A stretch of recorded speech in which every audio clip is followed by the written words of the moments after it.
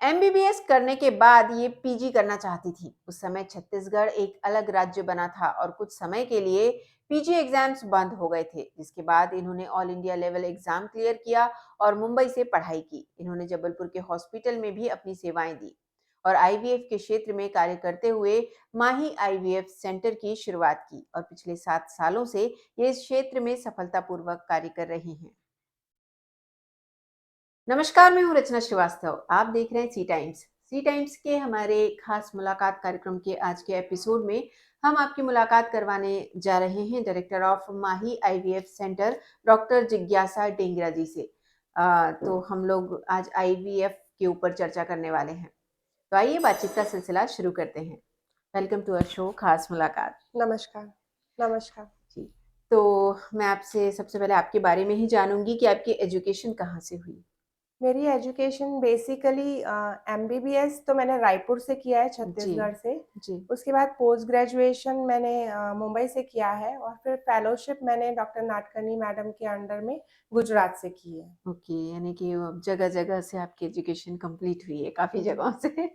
तो फिर ये बताइए कि जबलपुर आना कैसे हुआ? जबलपुर में एज़ यूजुअल जैसे सब लड़कियां शादी। जाती हैं शादी के बाद, वैसे ओके। ही मेरी शादी क्योंकि जबलपुर में हुई तो मैं जबलपुर आ गई और जबलपुर में ही रहने लगी। ओके, तो ये बताइए कि आपने आईवीएफ को ही क्यों चुना? आईवीएफ एज़ सच एक बहुत वास्ट सब्जेक्ट है और मेरा वन ऑफ द पैशन है ये। हुँ, हुँ। क्योंकि इनफर्टिलिटी जो है वो आज की डेट में इंडिया में पहले जो रहता था जब हम लोग पढ़ाई करते थे आज से 15-20 साल पहले, हुँ, हुँ। जो इनफर्टाइल कपल्स रहते थे उनकी जो संख्या रहती थी वो 8 टू 10% रहती थी। और आज की डेट में इनफर्टाइल कपल्स की संख्या बढ़ के 18 टू ओह! 20% हो गई है। हुँ, हुँ। उसके बहुत सारे कारण हैं। One of the reasons being lifestyle also, कि लोग ज़्यादा लेट शादी करना पसंद कर रहे हैं, जी। लेट बच्चा पैदा करना पसंद कर रहे हैं। और भी बहुत सारे रीज़न्स हैं जो आगे अपन अपने इसमें जी। चर्चा करते हुए उनको और आगे उनके बारे में मैं बताऊँगी जी, आपको। जी, बिल्कुल। तो मेरा अगला सवाल आपसे आईवीएफ को लेकर ये है कि ये पहले तो है क्या? अगर हम साधारण शब्दों में समझना चाहें, इसकी प्रक्रिया क्या है? आईवीएफ जो है वो टेस्ट ट्यूब बेबी है। 1978 में सबसे पहले इसका प्रयास किया गया था, जो कि अ, उस उस प्रयास से लुई ब्राउन नाम की एक जो बच्ची पैदा हुई थी, वो 1978 से लेके अभी तक, और अभी तक वो नॉर्मल है। हुँ, हुँ। तो इस प्रक्रिया में क्या करते हैं, आईवीएफ इन विट्रो फर्टिलाइज़ेशन इसका फुल फॉर्म होता है। इसमें हम लोग क्या करते हैं, जो नेचुरल प्रोसीजर है उसी का ही लैब में वो होता है। जो नेचुरली क्या होता है, अंडा और शुक्राणु आपस में मिलके एम्ब्रियो बनाते हैं जी। और ये एम्ब्रियो जाके यूट्रस में इम्प्लांट होता है। हुँ, हुँ। इसी प्रोसीजर को, जो अंडा और शुक्राणु को मिलाने के प्रोसीजर को जो लैब में करते हैं इन विट्रो, हुँ, हुँ। मतलब outside the body, in vitro मतलब बॉडी के बाहर फर्टिलाइज़ेशन होना, ओके। उसको हम लोग कहते हैं आईवीएफ। हुँ। तो ये आउटसाइड द बॉडी लैब में हो रहा है इन विट्रो फर्टिलाइज़ेशन, अंडा और शुक्राणु मिलके बाहर एम्ब्रियो बन रहा है। फिर इस एम्ब्रियो को यूट्रस में डाल दिया जाता है जी। इम्प्लांट का होने के लिए। तो जी। ये इसको इन विट्रो फर्टिलाइज़ेशन, ये एक प्रोसीजर होता है। उसके अंदर और दूसरे ऐड ऑन प्रोसीजर होते हैं, जैसे कि इक्सी होता है, एक इंट्रासाइटोप्लाज़्मिक स्पर्म इंजेक्शन। तो वो फर्टिलाइज़ेशन का वे कैसा है? लाइक इन विट्रो फर्टिलाइज़ेशन, जब सिर्फ़ आईवीएफ की बात करते हैं, उसमें एग्स को अपन ने बाहर निकाला ह्यूमन बॉडी के, फीमेल की बॉडी से, हुँ, हुँ। स्पर्म्स को लिया, हुँ। उनको छोड़ दिया और नेचुरली वो लोग आपस में फ्यूज़ होते हैं, फर्टिलाइज़ होते हैं। वो in vitro fertilisation. Intracytoplasmic sperm injection होता है, उसमें आप स्पेशल इंस्ट्रूमेंट जो होता है एक, मैनिपुलेटर्स होते हैं, माइक्रो मैनिपुलेटर्स, उससे एग के अंदर स्पर्म आप खुद ही से डाल देते हो ओके। एक। तो वो इंट्रासाइटोप्लाज़्मिक स्पर्म इंजेक्शन, स्पर्म को आप साइटोप्लाज़्म, ह्यूमन जो एग होता है उसके साइटोप्लाज़्म में अंदर तक डाल दे रहे हो, वहाँ ओके। तक आप प्रोसीजर कर रहे हो। ओके। वो भी इन विट्रो फर्टिलाइज़ेशन का ही एक पार्ट होता है, पर वो और ऐड ऑन बेनिफिट होता है। सिमिलरली और इसके आगे के प्रोसीजर होते हैं, जैसे असिस्टेड हैचिंग वगैरह बोलते हैं, जिसमें कई बार एग्स के चारों तरफ एक लेयर होती है जिसको ज़ोना कहते हैं, वो बहुत थिक रहती है। उसको स्पर्म पेनिट्रेट नहीं कर सकती है, तो लेजर से अपन उसको जोना को कट करते हैं और उसके बाद उसको अंदर स्पर्म पेनिट्रेट कराते हैं, या फिर जो लेजर को जब इम्प्लांटेशन के टाइम पे ये जोना हटती नहीं है एम्ब्रियो के अराउंड से, तो उसको हटा के अपन एम्ब्रियो को बाहर निकलवाते हैं हैचिंग करा के, एंड फिर उसके बाद उसको ओके, ट्रांसप्लांट करने के लिए ओके, हेल्प करते जी। हैं। यानी कि नेचुरल प्रोसेस अगर नहीं हो पा रही है तो उसको हम हम लैब में करते हैं, लैब वही में जो करते हैं। प्रोसेस आपकी ह्यूमन बॉडी के अंदर हो रही है वो प्रोसेस लैब में लैब होगी। में होना आईवीएफ। फर्टिलाइजेशन वाला जो ओके, प्रोसेस है, जी, ये आईवीएफ का प्रोसेस होता है। ओके। तो टेस्ट ट्यूब बेबी और आईवीएफ में डिफरेंस है क्या? आईवीएफ और टेस्ट ट्यूब बेबी में कोई डिफरेंस नहीं है। Test tube baby in general lay person को बोला जाता है कि टेस्ट ट्यूब मतलब जो लैब में इंस्ट्रूमेंट्स यूज होते हैं, जो लैब में ट्यूब्स यूज होते हैं, उसको टेस्ट ट्यूब कहते हैं। तो हुँ, उस ट्यूब के अंदर कुछ भी प्रोसीजर हो रहा है तो वो उसके अंदर वो बेबी बन रहा है। एक्चुअली एम्ब्रियो फॉर्मेशन एक स्पेशल डिश में होता है, वो टेस्ट ट्यूब नहीं होता, ओके। अलग से डिश होता है। हुँ, हुँ, हुँ। पर टेस्ट ट्यूब अपन इन जनरल जो लैब में जितने भी इंस्ट्रूमेंट्स यूज होते हैं उनको अपन टेस्ट ट्यूब्स कहते हैं, तो जी, इसके लिए वो टेस्ट ट्यूब के अंदर बेबी फॉर्मेशन ओके, सेम चीज है, वो कि लैब अच्छा, के अंदर बन रहा है आपका बेबी। ओके। जी, जी, जी। तो ये बताइए कि आईवीएफ जो प्रोसेस है उसमें लगभग कितना टाइम लगता है? आईवीएफ के प्रोसेस में एक्चुअली आईवीएफ के प्रोसेस में जो है टाइम 20 से 25 डेज के बीच में लगता है, डिपेंडिंग कि प्रोसीजर कब से स्टार्ट हो रहा है। प्रोसीजर स्टार्ट होने से लेके एम्ब्रियो ट्रांसफर होने तक का जो टाइम होता है जी, वो 10 से 15 डेज होता है। ओके, तो उसके पहले से आपको अगर किसी पेशेंट को कुछ दवाइयाँ, इंजेक्शन 10 से 15 दिन पहले भी कभी-कभी देनी पड़ती है। ओके। डिपेंड करता है कि आपके पेशेंट्स को कौन-सी साइकिल्स चल रही हैं। जी, एम्ब्रियो ट्रांसफर तक का 15 डेज़ का टाइम रहता है जी, बैठने जी। का। ये और बताइए कि अगर आईवीएफ अगर कोई करवाना चाहता है तो उसके पहले की प्रोसीजर क्या है? क्या बॉडी को किसी तरह प्रिपेयर किया जाता है? कुछ प्रोसेस है उसकी क्या? पहले तो उनके जो भी कभी कोई कपल आएगा, पहले तो सबसे पहले आईवीएफ के पहले अपन उनके सारे इन्वेस्टिगेशंस कराते हैं। बेसिक रूटीन टेस्ट के अलावा उसका प्रेगनेंसी क्यों नहीं रुक रहा है, वो रीज़न हुँ, अपन पता करते हैं, जी, एंड उसके बाद अपन आईवीएफ कराते हैं। तो ये जो टेस्टिंग, इस प्रोसेस में एटलीस्ट 1 महीने का टाइम लग जाता है। ओके। इस ड्यूरेशन में जैसे आप सिंपल लैंग्वेज में अगर अपन बात करें जो सब लोगों को पता है, जब अपन खेती करते हैं तो अपन को पहले नींव तैयार करनी पड़ती है। सिमिलरली जब अपन आईवीएफ करते हैं तो हमारे को एक इम्प्लांटेशन, एक बीज को बोना है, हुँ, ऐसा हुँ, है। तो हमें अपनी एक नींव, यूट्रस की लेयर होती है, उसको हमको रेडी रखना रहता है कि वहाँ पे जाके एम्ब्रियो इम्प्लांट हो जाए। जी, जैसे कि अपन बीज डालते हैं तो ये जी। सोचते हैं कि बीज उगे ही, हुँ। पौधा उसमें से निकले ही। हाँ, पहले मतलब बेस तैयार बेस ज़मीन तैयार, तैयार करना ज़मीन है हमको। तैयार करते जी। हैं। सिमिलरली हम लोग उसमें पहले अपन उसको सिंक्रोन और जो हमारे एग्स हैं वो उनको तैयार करना रहता है, अपन को एग निकालना रहता है जब हुँ, बॉडी के लिए, हुँ। जी, बॉडी से, तो उनकी भी तैयारी शुरू करते हैं कि जो नम एक तो हमें अच्छी क्वालिटी के एग्स मिले, दूसरा नंबर ऑफ एग्स अच्छे मिले, और तीसरा सिंक्रोनस एग्स मिले, मतलब सबके एग्स का जो साइज़ है वो ओके। सब सिमिलर हो। सेम है, कोई बड़ा कोई छोटा एग होगा तो जो छोटे होंगे वो काम के नहीं रहते, जो बड़े बड़े होते वो। होंगे। जी, तो उसके लिए हमें एटलीस्ट 15 टू 20 डेज़ पहले से कुछ मेडिसिन्स शुरू करनी पड़ती है। जब अपन ओके, आईवीएफ की साइकिल शुरू करते हैं उसके 15 से 20 दिन पहले या 1 महीने पहले से वो चालू होते हैं। ओके, जी। तो ये बताइए कि इस टेक्निक में खर्च कितना आता है?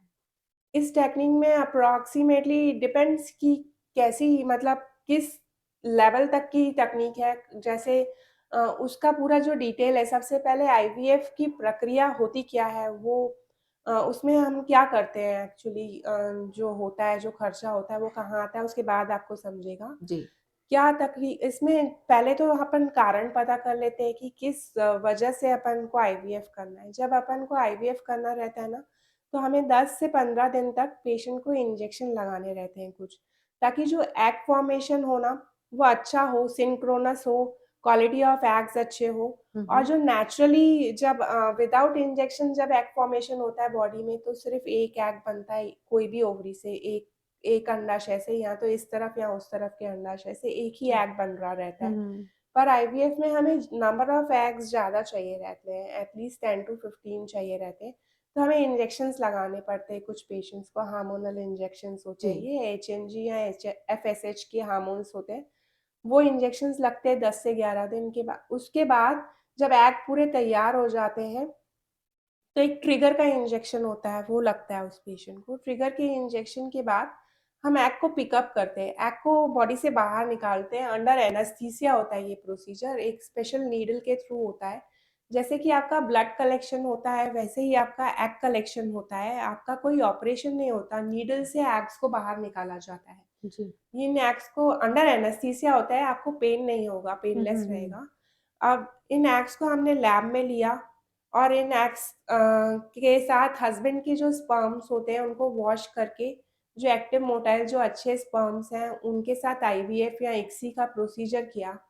आपने फर्टिलाइज कर दिया इन एम्ब्रियोज को, और फिर एम्ब्रियोज को हम डे 3 तक, क्लीवेज स्टेज तक या फिर डे 5 तक अपन रखते हैं, ब्लास्टोसिस स्टेज तक। उसके बाद अपन उसको यूट्रस में डाल देते हैं। इस प्रोसीजर को, ये पूरा प्रोसीजर होता है आईवीएफ का। और इसके अलावा कभी अपन ये तो फ्रेश ट्रांसफर किया, मतलब उसी साइकिल में अपन ने एग लिया, उसी साइकिल में ट्रांसफर जी। किया।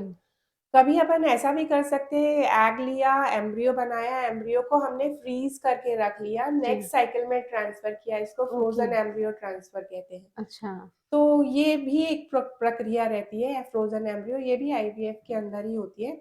तो इस प्रोसेस में डिपेंड करता है कि आप किस प्रोसेस में जा रहे हो। वो आपकी काउंसलिंग के टाइम पे आपको सब कुछ गाइड किया जाता है स्टार्टिंग में, कि आपको कहाँ क्या करना है, और आप जिसमें भी सहमत होते हैं डॉक्टर के साथ में कि हमें ये करना चाहिए या हमें ये ही करना है, व्हाटएवर, उसके अकॉर्डिंग आपको टाइम और आपका खर्चा और उस पे डिपेंड करता है। लाइक आपको अगर फ्रीज़ करना है, तो फ्रीज़िंग का अलग से चार्ज हो जाता है, और अगर आपको फ्रीज़िंग नहीं कराना है, फ्रेश ट्रांसफ़र करना है, तो आपको फ्रीज़िंग के चार्जेस बढ़ जाते हैं, पर चांसेस ऑफ गेटिंग प्रेग्नेंट थोड़ा-सा कम हो जाता है फ्रोज़न के एज़ कम्पेयर। ओके। तो जो अपन आईवीएफ का जो प्रोसीजर होता है, उसके आपने चार्जेस के बारे में पूछा, तो उसमें अपन को चार्जेस लगते हैं इंजेक्शन के। नंबर 2 जो पिकअप का प्रोसीजर होता है उसके लिए। नंबर 3 जो एम्ब्रियोलॉजी लैब में जो प्रोसीजर होता है, आपका फर्टिलाइज़ेशन का प्रोसेस होगा, इक्सी का प्रोसेस होगा, एम्ब्रियोलॉजिस्ट की फीस होएगी। हुँ, हुँ। तो ये जो इन सब के चार्जेस मिला के अप्रॉक्सिमेटली 1.5 टू 3 के अराउंड खर्चा आता है। डिपेंड करता है आप किस टाइप के इंजेक्शंस यूज़ कर रहे हैं। जी। इंजेक्शंस का रेट अलग-अलग, जैसे कि आप अगर ब्रांडेड में जाओगे तो ब्रांडेड इंजेक्शंस कॉस्टली होते हैं, जेनेरिक इंजेक्शंस जाओगे तो थोड़े कम होते हुँ, हैं। हुँ, हुँ। सिमिलरली जो अपन को मेन जो इंजेक्शंस में आता है, एक तो 40-50,000 टू 1 लाख का खर्चा आपके इंजेक्शन, डिपेंडिंग अपॉन कि आप कौन से ब्रांड्स को यूज़ कर रहे हो और पेशेंट कहाँ तक की अफोर्डिंग है उसके अकॉर्डिंग। हुँ, हुँ। नंबर 2 आपका जो मेन खर्चा होता है, सेकंड वो होता है डिस्पोजेबल्स और मीडियाज़ में। ओके। जो डिस्पोजेबल्स मतलब वो सब इंस्ट्रूमेंट जिसमें आपका एम्ब्रियो रहेगा और एम्ब्रियो बनेगा। हुँ, हुँ। ये सब इंस्ट्रूमेंट्स होते हैं ना, ये सारे डिस्पोजेबल्स रहते हैं। ओके। लाइक डिस्पोजेबल्स मीन्स ये पहले किसी और पेशेंट के लिए यूज़ नहीं होते हैं और उसके बाद भी किसी के लिए यूज़ नहीं जी। होते। This is for that patient only. Okay. और वो स्टरलाइज़, प्रॉपर स्टरलाइज़ उसमें आते हैं, तो वो थोड़े से कॉस्टली रहते हैं। इंडिया के अंदर वो लोकल मार्केट में बहुत कम लोग बनाते हैं, तो वो सब इम्पोर्ट होके आते हैं, तो इम्पोर्ट ड्यूटी और वो कस्टम ड्यूटी भी लगती हाँ, है वो उसमें। सब भी लगता है। जी। तो इसके लिए वो सारे मीडियाज़ जो होते हैं वो भी इंडिया के अंदर ना बन के बाहर से आते हैं, तो उन सब के चार्जेस थोड़े ज़्यादा रहते हैं, इसलिए आईवीएफ कॉस्टली प्रोसीजर होता है जी, अपने आप में। बिल्कुल। ये बताइए कि अगर आईवीएफ की जो प्रोसेस है वो एक इंसान पे हो चुकी है, तो वो कितनी बारी उस पे की जा सकती है? ये अ, ये बहुत अच्छा क्वेश्चन है, पर कितनी बार की जा सकती है? इन टोटल जब अपन बोल दें कि 3 बार अपन ने आईवीएफ कर लिया, मतलब 3 बार हमने उसको स्टिमुलेट कर लिया हुँ, हुँ। और जितने एग्स बने उसके सारे एम्ब्रियोज़ बने, सारे ट्रांसफ़र हो गए, फिर भी वो इम्प्लांट नहीं हुआ, तो उसको इम्प्लांटेशन फेलियर का नाम दिया जाता है। ओके। 3 बार के बाद अगर फिर भी पेशेंट चाहे, तो वो लोग फिर भी करा सकते हैं। मैंने जबलपुर में मैंने सुना है कि लोगों ने 14-15 आईवीएफ भी कराए हैं, पर ओह! जबलपुर में मैंने मैक्सिमम, मेरे पास जो एक पेशेंट आई है जो पॉज़िटिव है प्रेगनेंसी, अ, वो 8 मेरे पास आई थी, तब वो 8th टाइम करवा रही थी ओह! आईवीएफ। ओह! यानी कि किया तो जा आपके सकता है। आपके अंदर मतलब इसमें कैसा रहता है, नेगेटिव रिजल्ट आता है तो आप डिप्रेशन में जाते हो, ठीक है? बिल्कुल। और अपन लोग ज़्यादातर इंडियन पॉपुलेशन मिडिल क्लास को बिलॉन्ग करती है, हाई क्लास तो होती नहीं है। हुँ, हुँ, और हुँ। इसमें हमारे पास ऐसे फॉरेन कंट्री के साथ गवर्नमेंट ने हमको दे दिया है कि फ्री में आप करो इतने 6 साइकिल्स। उन लोग के रहते हैं क्योंकि उनके पास कुछ कार्ड्स रहते हैं, जिनकी वजह से उनके साइकिल्स गवर्नमेंट उनको सप्लाई करती है पैसे and all. Hmm, hmm. Monetary support करती है। अपने यहाँ पे इतना सपोर्ट अभी उस सिस्टम पे नहीं है, नहीं क्योंकि आया, हमारे को जी। अभी कुछ और भी चीज़ें देखनी है, हुँ, हुँ, लाइक हुँ। प्रेगनेंसी के कॉम्प्लिकेशंस ज़्यादा देखने हैं एज़ कम्पेयर टू, अपन थोड़े अभी उसमें बैकवर्ड चल रहे हैं एज़ कम्पेयर टू इनफर्टिलिटी वाले पेशेंट्स की हुँ, तरफ में। ठीक है। माँ की जान बचाना, मैटरनल मोर्टेलिटी ज़्यादा ज़रूरी है, जो पीपीएच है वो ज़्यादा ज़रूरी है इनफर्टिलिटी के पेशेंट्स को देखने जी, के।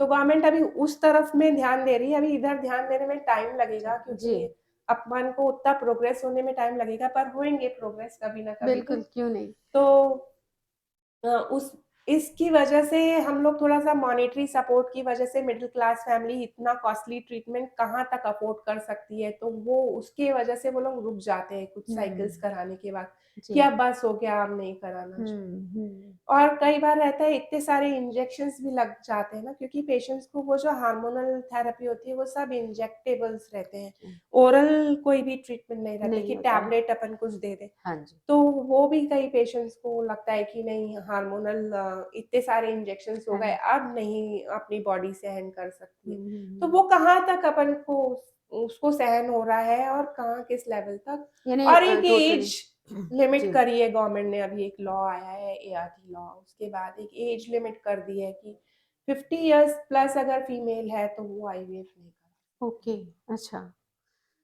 ये बताइए कि आईवीएफ में सक्सेस रेट क्या है? आईवीएफ का सक्सेस रेट एक साइकिल का आप मान के चलो, तो आप बोलोगे तो 50% के अराउंड है। पर हाँ, ये जब 1978 में फर्स्ट आईवीएफ साइकिल हुआ था, उस टाइम पे जो फर्स्ट उसकी मदर को आईवीएफ सक्सेस रेट दिया था उस टाइम के डॉक्टर्स ने, वो था 7 टू 8%। ओह! पर आज की डेट में मतलब आफ्टर 45 इयर्स हम एटलीस्ट अपने पेशेंट्स को 50 टू 60% चांस दे सकते हैं कि हुँ, हुँ, हाँ, हुँ। सक्सेस होने के चांस हैं। And it depends upon the age and reason कि कारण क्या है और पेशेंट का स्पेशली फीमेल का एज कितना है। हुँ, हुँ। ओके। अगर एज रिलेटेड प्रॉब्लम नहीं है, लाइक पेशेंट 20s और 30s में है, तो चांसेस और बढ़ जाते हैं हुँ, उसके। हुँ। ओके, एज के साथ-साथ चांसेस कम होते जाते हैं, और एज एक ऐसा फैक्टर है जिसको आप ओवरकम नहीं कर सकते। बिल्कुल। ये बताइए कि आईवीएफ में किस तरह की सावधानियाँ हमें रखनी चाहिए? जब आप आईवीएफ कराते हो एम्ब्रियो ट्रांसफर एज़ सच, अ, कोई पर्टिकुलर उसको आईवीएफ को लेके सावधानी नहीं, नेचुरली जैसे प्रेगनेंसी में सावधानी रखते हैं ना, बस वही। वही वाली सारी सावधानियाँ रखनी रहती हैं। जी। कोई एज़ सच आपको बहुत ज़्यादा रेस्ट करना है या बहुत सारा काम नहीं करना है, ऐसा कुछ नहीं, आप नॉर्मल रूटीन काम कर सकते हो।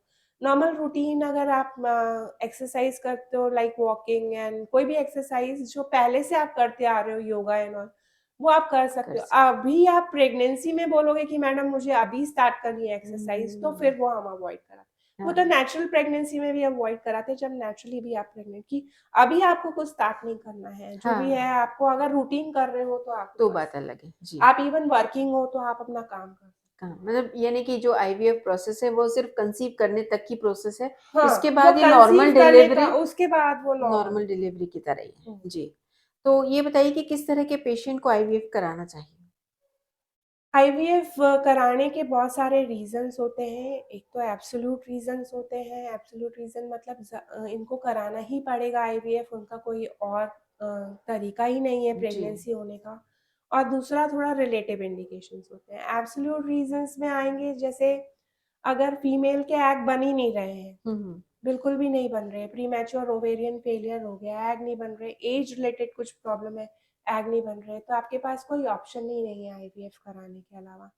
सेकंड एब्सोल्यूट रीज़न में है, जैसे सिमिलरली मेल्स में स्पर्म्स नहीं बन रहे हैं, जी, 0 स्पर्म्स है, जी।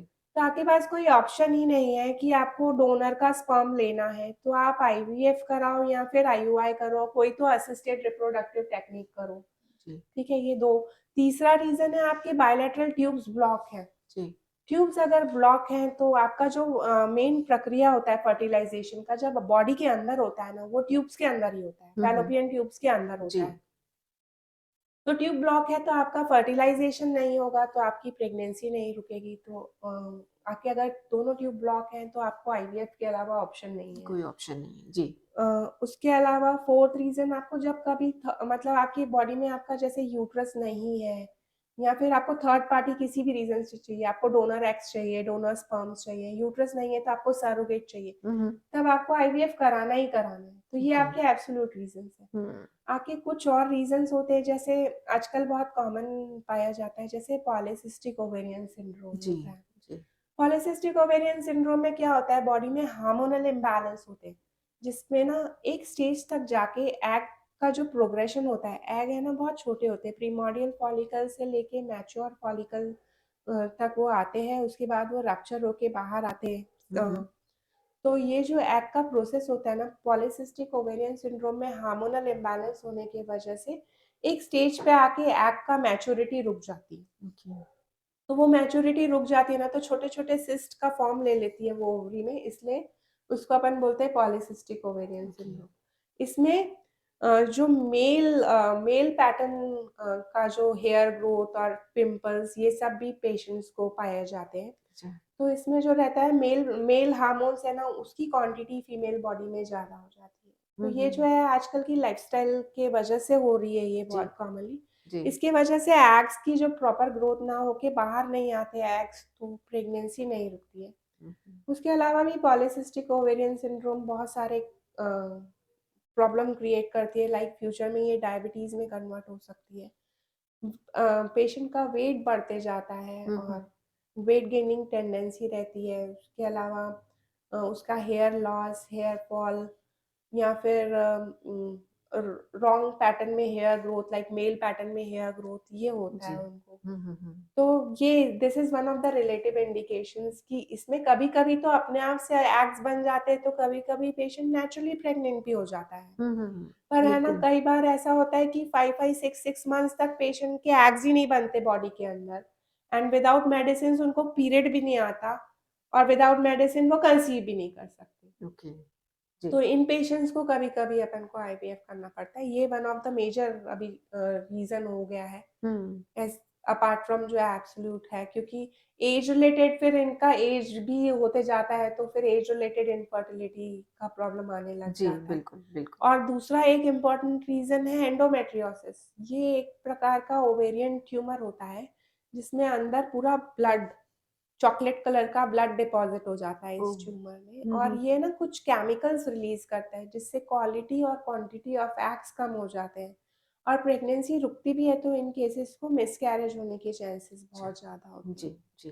तो इन केसेस को भी आईवीएफ की हेल्प की रिक्वायरमेंट रहती है। बिल्कुल। उसके अलावा मेल्स को अगर उनके काउंट्स बहुत कम है, लाइक ओलिगोस्पर्मिया है, वो काउंट 5 मिलियन से कम है, तो उनको भी आपको IVF, specially intracytoplasmic sperm injection की रिक्वायरमेंट रहती है। क्योंकि मेल्स में अगर काउंट कम है तो नेचुरली वो प्रेग्नेंट करने के लायक नहीं रहते। मतलब नेचुरली जो एम्ब्रियो बनाना रहता है ना, जब ट्यूब में बनता है ह्यूमन बॉडी के अंदर, हम्म। तो नंबर ऑफ स्पर्म्स जो रिक्वायरमेंट रहती है, वो total count, at least motile count जो एक्टिव काउंट है, वो मोर देन 5 मिलियन रिक्वायर्ड है। ओके। अगर उससे कम है तो आपको आईवीएफ के अलावा ऑप्शन नहीं है। तो नहीं। उनको आईवीएफ के प्रोसीजर से वो लोग प्रेगनेंसी अपने ही बच्चों, मतलब अपना ही अंश से प्रेग्नेंट हो सकते हैं, ओके। जी। ओलिगोस्पर्मिया वाले केस में। ये बताइए कि जबलपुर में लोग कितने अवेयर हैं आईवीएफ को लेकर? जबलपुर में ऐसा अवेयरनेस की अभी तो बहुत ही, मतलब ऐसा नहीं बोल सकते कि हर जन को पता है कि आईवीएफ क्या है। जी। लोगों के बहुत सारे मिथ्स हैं कि हमारे बेबीज को कुछ तो प्रॉब्लम होगा, आईवीएफ वाले बच्चों को प्रॉब्लम हाँ, कि होता कोई साइड है, इफेक्ट तो नहीं साइड होता या। इफेक्ट होता है, जी। या फिर हमें पूरा 9 महीने रेस्ट करना पड़ेगा, हम्म। या फिर बहुत सारा वेट गेन हो जाएगा, या जो बच्चे होते हैं आईवीएफ वाले वो मेंटली साउंड नहीं होते हैं। ऐसा बहुत सारे मिथ्स हैं। तो अवेयरनेस तो अभी क्रिएट करने का बहुत सारा स्कोप है। पेशेंट्स, मतलब कपल्स को अभी तक कई लोगों को ये पता भी नहीं है कि ऐसा कुछ प्रोसीजर भी होता है जिससे आपको प्रेगनेंसी हो सकती है। लोग वेट करते रहते हैं, मतलब वो लोगों को जैसे पता है कि एब्सोल्यूट इंडिकेशन, जैसे मैंने बताया कि उनको बिना कुछ हेल्प के प्रेगनेंसी नहीं हो पाएगी, तो हम लोग उनको ये ही सलाह देते हैं कि आप वेट मत करो, क्योंकि और वेट डिले क्यों करने से करना ना है? जी, जितना डिले करेंगे एज रिलेटेड एक प्रॉब्लम चालू हो जाएगा, और बिल्कुल, एज रिलेटेड प्रॉब्लम ये होएगा तो उसको आप किसी भी मेडिसिन, किसी भी सर्जरी, किसी भी चीज़ से आप कवर अप नहीं कर सकते, क्योंकि आपकी यूट्रस एक स्पेसिफिक एज पे काम करने के लिए बनाई गई है। बिल्कुल, क्योंकि आपको सिर्फ 9 मंथ, आपको प्रेग्नेंट नहीं होना है, आपको 9 मंथ्स तक पुल ऑन करना है। बिल्कुल। तो नेचुरली भी वो यूट्रस का एक स्पेसिफिक एज तक काम करने के लिए बनाया गया है। जी, तो फिर आपको एज रिलेटेड वेट नहीं करना है। अगर आपको प्रेगनेंसी नहीं हो रही है within 1 years of unprotected intercourse, तो आपको अपना एटलीस्ट टेस्ट सारे करा लेने चाहिए, आपका फर्टिलिटी चेकअप हो जाना चाहिए हुँ, कि कहीं कुछ प्रॉब्लम तो नहीं है, और प्रॉब्लम है तो आपको तुरंत उसका ट्रीटमेंट शुरू करना चाहिए। और अगर आपने लेट मैरिज करी है तो आपको और 1 साल तक भी नहीं रुकना चाहिए, आपको 6 मंथ्स में अपना फर्टिलिटी चेक करना चाहिए। ऐसा नहीं बोल रही हूँ कि आप मैरिज करो और तुरंत बच्चे की प्लानिंग करो, अगर if you are not planning for baby, तो आजकल तो बहुत सारे स्कोप्स अवेलेबल है, एग फ्रीजिंग की फैसिलिटीज़ है, बिल्कुल, बड़ी-बड़ी सेलिब्रिटीज़ अपना एग फ्रीजिंग कराते हैं। जी, if you don't want pregnancy अभी, तो egg freezing, social egg freezing, आप अपना एग फ्रीजिंग कभी भी करा सकते हो। इनफैक्ट जल्दी कराओगे तो अच्छा रहेगा। सपोज़ अगर आपको प्रेगनेंसी नहीं भी चाहिए, अभी शादी भी नहीं करना है, कैरियर देखना है, जब भी होगा तो बाद में करना है, मेबी आपको 40 इयर्स में बच्चा चाहिए, उसके पहले नहीं चाहिए। पर 40 इयर्स में हमको एग नहीं मिलेंगे, तो हम अपना एग फ्रीजिंग पहले ही करा लें। एटलीस्ट अगर आपने ऐसा कुछ सोचा है, जब भी सोचा है 28-30, जब भी जिस भी एज में सोचा, तब आप अपना एग फ्रीज करा सकते हो। Okay, and it is easily available, अभी तो जबलपुर में भी अवेलेबल है, अभी तो हमारे सेंटर में भी अवेलेबल हुँ, है, आप कहीं पे भी करा सकते जी। हो। ये और बताइए कि इस टेक्निक से जो बच्चे जन्म लेते हैं, वो नॉर्मल बच्चों से क्या किसी तरह से अलग होते हैं? नहीं, वो नॉर्मल बच्चों से कहीं अलग नहीं होते। मैं तो अपने पेशेंट्स को यही बताती हूँ, वो भी ये मेरे से हमेशा क्वेश्चन्स पूछते हैं। जी, मैं उनसे यही बोलती हूँ कि तुम तो ये तो मेरे पास आ रही हो, तो मुझे पता है कि मैंने इस दिन आईवीएफ किया है एंड एवरीथिंग। अगर तुम किसी और रेडियोलॉजिस्ट, मतलब सोनोग्राफी कहीं और से कराओगी, किसी और गायनेकोलॉजिस्ट को जाके दिखाओगी, और उन्हें ये नहीं बताओगे कि ये मैंने आईवीएफ से कंसीव किया, तो उन्हें पता भी नहीं पड़ेगा कि ये बच्चा, मतलब इंट्रा यूट्राइन भी उन्हें नहीं पता पड़ेगा कि हुँ, किसी और कि ये आईवीएफ का बच्चा है। हुँ, तो डिलीवरी के बाद तो सवाल ही नहीं होता। जी, बिल्कुल। तो ये बताइए कि एक टर्म हमने सुनी है कि बाइकॉर्नोवेट यूटेरस, ये क्या होता है और इसके बारे में हमें बताइए? बाइकॉन्वेट यूट्रस मतलब जो यूट्रस होता है बच्चेदानी, वो बच्चेदानी क्या रहता है, एक सिंगल बच्चेदानी होती है ह्यूमन बीइंग्स के अंदर पे।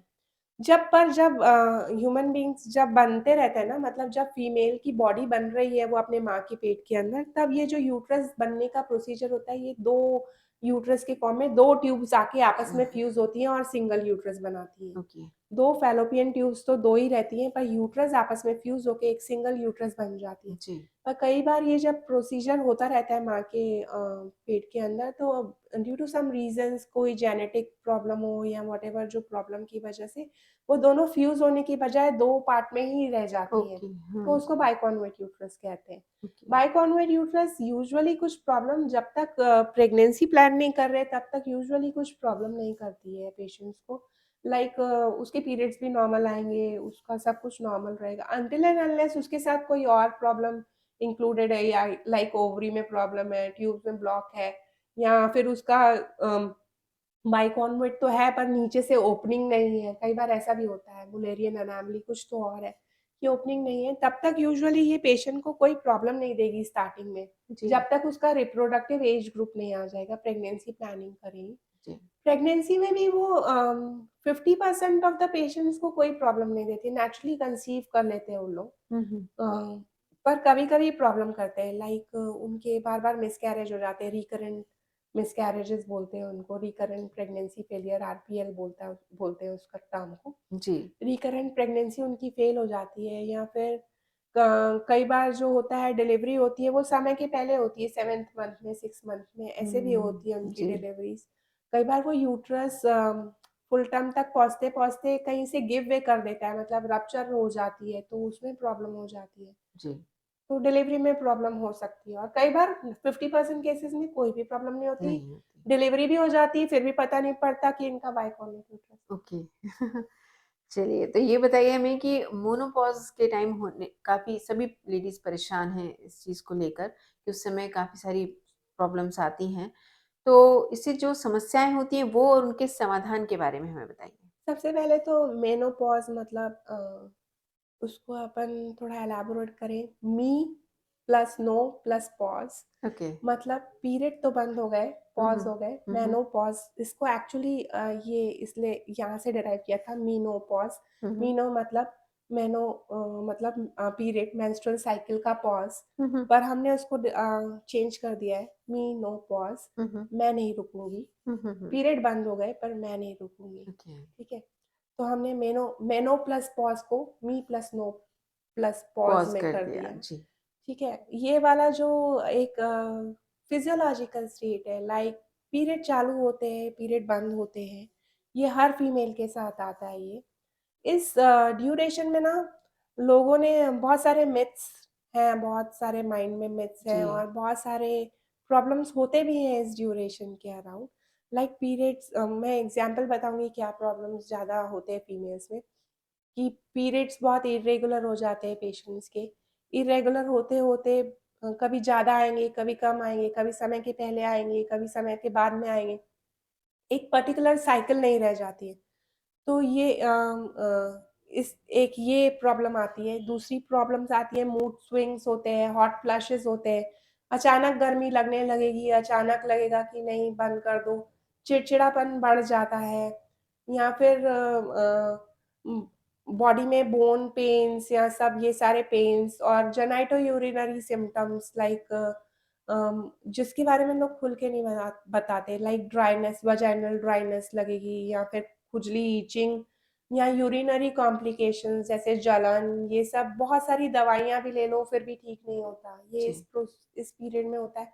उसके अलावा थोड़े मेंटल प्रॉब्लम्स क्योंकि इस टाइम पे ऐसा रहता है कि आपकी बॉडी फिज़िकली तो चेंज हो रही है पर आपके साथ बहुत सारी सोशल चेंजेस भी होते हैं लाइक आपके बच्चे बड़े हो जाते हैं। माँ का क्या रहता है बच्चों के अराउंड पूरा जीवन निकलता है बिल्कुल। कि वो लोग जब उठेंगे तब अपन उनको खाना देंगे, वो लोग स्कूल जाएँगे, हमने उनको पढ़ाया कि नहीं, उसने पढ़ाई की कि नहीं। हुँ, तो हुँ। अब बच्चों की भी एज हो गई, उनके विंग्स आ गए, तो वो अपने उड़ने के लिए तैयार हो जाते हैं। तो वो अपने करियर पे, अपनी चीज़ों पे, उन पे ध्यान वो सेल्फ डिपेंडेंट हो जाते हैं। तो थोड़ा-सा एक अ, पीरियड ऑफ लोनलीनेस कि हमारे पास कोई काम नहीं रह गया, ऐसा सब हुँ। फीलिंग्स तो मेंटल भी थोड़ा-सा मेंटली, सोशली, फिज़िकली ऐसा लगने लगता है कि हमको हर तरीके से प्रॉब्लम हो रही है। पर हुँ। इसको हमको ना वैसा ना लेके थोड़ा-सा बेटर वे में लेना है। लाइक फिज़िकली आपको अपना रेगुलर चेकअप कराना चाहिए, स्पेशली आपका starting from top to toe हर कुछ चेक करना चाहिए आपका, बीपी चेक कराना चाहिए, आपका कोलेस्ट्रॉल, आपका diabetes. This is the time जब आपको अपने ऊपर ध्यान देना है। आपने सबके लिए कर लिया, आपने फैमिली के लिए कर लिया, बच्चों के लिए कर लिया, सबके लिए कर लिया। अब आपको अपने लिए ये टाइम यूज़ करना है। तो फिज़िकली आप अपना पूरा चेकअप कराओ, हुँ, हुँ। लाइक बीपी, कोलेस्ट्रॉल, शुगर उसके अलावा जो भी रूटीन टेस्ट मतलब आई चेकअप कराओ आप अपना गायनेक चेकअप कराओ, स्क्रीनिंग ऑफ द कैंसर्स सारे cancers, breast cancer, breast cancer बहुत इम्पोर्टेंट और कॉमन होते जा रहा है। सर्वाइकल कैंसर भी इतना कॉमन है इंडिया के अंदर। बिल्कुल। कि आपको अपना ये सब स्क्रीनिंग इस टाइम पे करा लेना चाहिए एक बार। आपको रूटीन मैमोग्राफी टेस्टिंग, सोनोग्राफी ये सब एक गायनेक चेकअप ये आपको ज़रूरी है। इसके अलावा आपको मेंटली भी साउंड होना है, तो आपको अपनी सोशल एक्टिविटीज़ आप हँसना मत बिल्कुल। भूलो, आप एक्सरसाइज़ करना मत भूलो। आप अगर एक्सरसाइज़ नहीं करते हो अभी तक 45-46 जब तक आपका मेनोपॉज़ आता है, तो आप स्टार्ट करो। और इवन ईटिंग हैबिट्स को आपको चेंज करना है क्योंकि इस पीरियड के बाद आपको उम, उतनी सारी रिक्वायरमेंट नहीं है ईटिंग में आपका बेसल मेटाबॉलिक रेट कम हो जाता है, तो हुँ, आप हुँ। वही अगर ईटिंग पैटर्न रखोगे, लाइक एग्जांपल आप जब आप रिप्रोडक्टिव एज ग्रुप में आप 2 रोटी खाते हो, आप 45-47 में भी सेम 2 रोटी खाओगे, तो आपका वेट गेन होगा और आपको लगेगा कि मेरा पीरियड बंद होने की वजह से वेट गेन हो रहा हाँ जी। है। एक्चुअली पीरियड बंद होने की वजह से वेट गेन नहीं हो रहा है, ये एक तो अपनी फिजिकल एक्टिविटी उस टाइम पे कम हो जाती है और दूसरी चीज़ बेसल मेटाबॉलिक रेट एक चीज़ होती है जो कि कम हो जाता है। उस टाइम पे आपकी बॉडी को उतना सारा रिक्वायरमेंट नहीं होता है। नहीं होता। तो जी। आपको न्यूट्रिशियस फूड खाना है, आपके फ्रूट्स कंटेंट इंक्रीज़ करने हैं, आपके एंटीऑक्सीडेंट्स लाइक नट्स का कंटेंट इंक्रीज़ करना है, प्रोसेस्ड फूड तो उस टाइम बिल्कुल भी नहीं खाना है आपको। ऑयली स्पाइसी चीज़ें बिल्कुल भी नहीं खानी है क्योंकि इस टाइम पे इसके बाद आपको डायबिटीज़ और स्ट्रोक का रिस्क बढ़ जाता है। बढ़ जाता है। मेल्स के इक्विवेलेंट हो जाता है फीमेल्स को भी। जब तक आपकी बॉडी में हार्मोन्स रहते हैं तो डायबिटीज़ स्ट्रोक चाहे हार्ट अटैक इनका सबका रिस्क कम कंपैरेटिवली मेल से कम कम होता है। होता है। जी। जब आपके हार्मोन्स खत्म हो जाते हैं तो स्ट्रोक और कार्डियोवास्कुलर डिजीज़ का भी रेट बढ़ जाता है। तो आपको आपकी डाइट को अच्छा रखना है, आपकी लाइफ़स्टाइल अच्छी रखनी है, आपको एक्सरसाइज़ करना है, आपको मेडिटेशन भी करना है। जी। Meditation is one of the important aspect of the बिल्कुल। लाइफ़ जिसमें आप स्पिरिचुअली उसके साथ कनेक्ट हो जाते हो। तो आपकी ना सब चीज़ें सॉल्व हो जाती हैं, व्हाटएवर मेंटल फिज़िकल प्रॉब्लम हो रही है ना, अगर आपके पास स्पिरिचुअल हेल्थ है तो आपका सब कुछ सॉल्व हो जाता है। बिल्कुल, बहुत सही कहा तो आपने। आपको मेडिटेशन भी करना है उस टाइम पे और आपको अपना नॉर्मल रूटीन फिज़िकल चेकअप तो कराना ही है, उसका तो कोई सब्स्टिट्यूट नहीं है। नहीं है। बिल्कुल सही कहा आपने। तो चलिए अब हम आपसे एक पर्सनल सा क्वेश्चन पूछते हैं कि फ्री टाइम में आप क्या करना पसंद करती हैं? फ्री टाइम में एक्सरसाइज़ एक्सरसाइज़, अच्छा आप मतलब फ़िटनेस फ्रीक हैं आप। या ओके। तो चलते-चलते आप हमारे व्यूअर्स को क्या मैसेज देना चाहेंगी? Do whatever you like to do पर हमेशा खुश रहो। ओके, शॉर्ट एंड स्वीट सा मैसेज है आपका। तो बहुत-बहुत शुक्रिया आपका हमारे स्टूडियो में आने के लिए और हमारे सवालों के जवाब देने के लिए। तो हम बात कर थैंक रहे यू। थे डॉक्टर जिज्ञासा डेंगरे जी से जिन्होंने आईवीएफ टेक्निक के ऊपर काफ़ी खुलकर हमसे बात की है और काफ़ी सारी जानकारियाँ हमें दी हैं। उम्मीद करते हैं इससे आप ज़रूर लाभ उठाएँगे। इसी तरह और भी जानकारियाँ लेकर हम आते रहेंगे। देखते रहिए सी टाइम्स। नमस्कार। Thank you.